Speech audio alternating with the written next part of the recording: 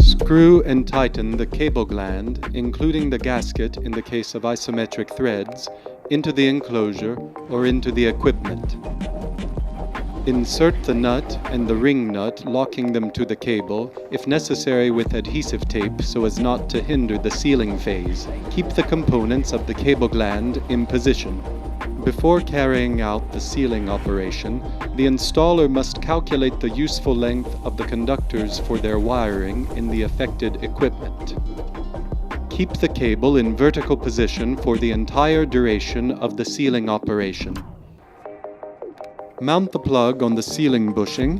Bring the assembly close to the previously prepared cable, leaving a distance height of 30 millimeters in order to facilitate the introduction of the resin, following the two methods tested.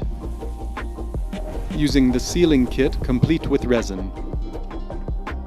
Using the new and practical kit with dosing gun for 50 milliliter 2-component resin cartridges supplied on request. Remove or cut the plug. Wait the time necessary for the complete polymerization of the resin without moving the cables.